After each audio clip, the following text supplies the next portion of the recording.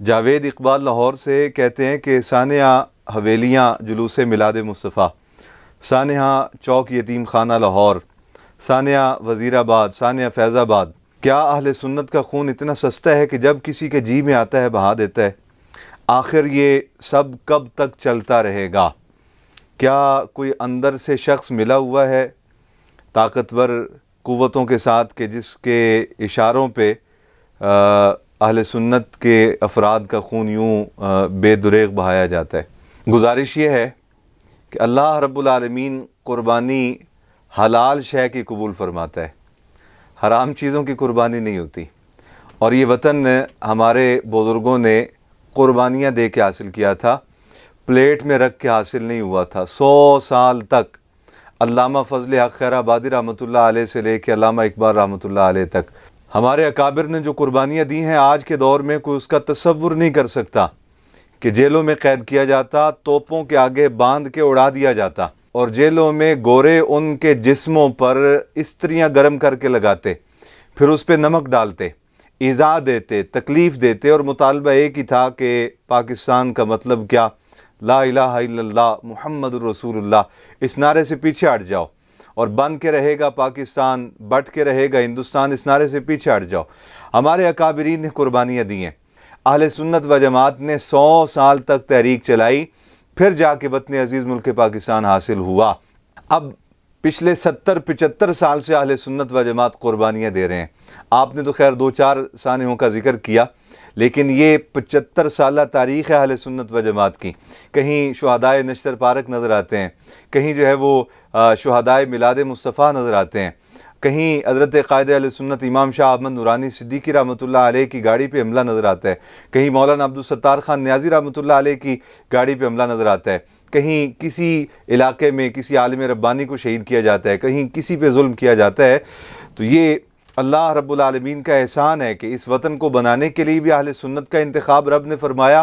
اب اس وطن میں نظام مصطفیٰ صلی اللہ علیہ وسلم کی بہار لانے کے لیے بھی رب تعالیٰ نے اہل سنت کو قبول فرمایا ہے، اور انشاءاللہ تعالیٰ ہمیں یقین ہے کہ یہ قربانیاں رائیگاں نہیں جائیں گی۔ میلاد مصطفیٰ صلی اللہ علیہ وسلم کے نام پہ جو لوگ سڑکوں پہ نکلے جلوس لے کے حضور کی آمد کی خوشی منانے کے لیے، آقا و مولا صلی اللہ علیہ وسلم کی آمد کے نعرے لگانے کے لیے، چاہیے تو یہ تھا کہ ہمارے ذمہ داران آگے بڑھ کے ان کے گلوں میں ہار ڈالتے، لیکن ظلم کی انتہا کی گئی کہ ان کو گولیوں سے بھون دیا گیا۔ کوئی بات نہیں، انشاءاللہ تعالی اللہ رب العالمین اس کی قیمت لگائے گا، اور اس کی قیمت یہ ہوگی کہ پاکستان میں نظام مصطفیٰ صلی اللہ علیہ وسلم کا بول بالا ہوگا، حضور کا عطا کردہ قانون نافذ ہوگا انشاءاللہ تعالی۔ ہزاروں سال نرگس اپنی بے نوری پہ روتی ہے، بڑی مشکل سے ہوتا ہے جا کے چمن میں دیدہ ور پیدا۔ ہزاروں سال اقبال رحمۃ اللہ علیہ نے ہزاروں سال کا ذکر کیا ہے، یہاں تو 75 سال ہوئے صرف قربانیاں دیتے ہوئے، اور انشاءاللہ تعالی یہ قربانیاں رائیگاں نہیں جائیں گی۔ اور آپ نے جو سوال کیا کہ آخر ہمارا خون اتنا سستا کیوں ہے، تو اس کا جواب 2 لفظوں میں سن لیں۔ آپس میں جو اختلافات ہیں ان کا عوام کے سامنے بیان کرنا، پبلکلی ان کو بیان کرنا، اور پھر ان کو اچھالنا، ہوا دینا، یہ ایک ایسا بنیادی مسئلہ ہے کہ جس کی وجہ سے ہمیشہ ہمارا خون جو ہے اسے سستا سمجھا جاتا ہے، اور ہمارا خون جو ہے وہ شاید بکروں کی طرح بہا دیا جاتا ہے۔ اس کا ایک حل ہے، اور وہ یہ ہے کہ اہل سنت و جماعت کے تمام دینی مدارس، اہل سنت و جماعت کی تمام جماعتیں، اہل سنت و جماعت کے تمام مشائخ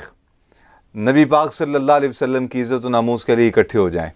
حضور کی عزت پر، آقا مولا صلی اللہ علیہ وسلم کی ختم نبوت پر اکٹھے ہو جائیں، اور ہوں گے انشاءاللہ تعالی۔ یہ شہداء جو قربانیاں دے رہے ہیں، اللہ رب العالمین نے ان کی قربانیوں کا پھل اس طرح بھی عطا فرمانا ہے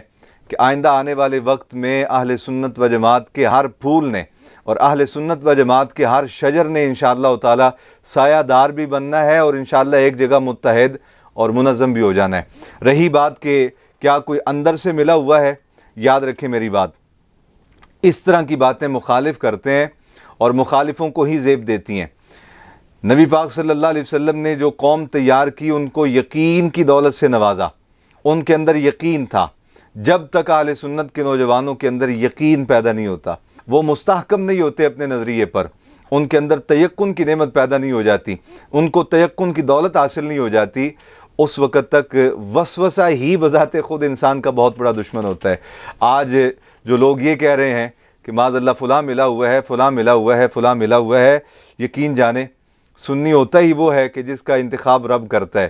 اور اہل سنت کا عقیدہ رب تعالیٰ عطا ہی اسے کرتا ہے کہ جس کو رب تعالیٰ نے اخلاص کی نعمت سے نوازا ہوتا ہے۔ انشاءاللہ آئندہ آنے والے وقت میں اللہ رب العالمین بہتری کے اسباب پیدا فرمائے گا، اہل سنت یکجان بھی ہوں گے، اور نبی پاک صلی اللہ علیہ وسلم کی عزت اور ناموس کے لیے، حضور کی ختم نبوت کی حفاظت کے لیے پہلے بھی جمع ہوئے تھے 1970 میں، اور انشاءاللہ تعالی آئندہ آنے والا وقت بھی اہل سنت کا ہے۔ اللہ رب العالمین میرے وطن کو صبح قیامت تک قائم دائم رکھے، اور اس کے باسیوں کو نظام مصطفیٰ صلی اللہ علیہ وسلم کی بہاریں جلد نصیب فرمائے، شہداء کی قربانیاں قبول ہوں، اور اللہ ہمارے نوجوانوں کو دشمن کے شر سے بچا کے رکھے،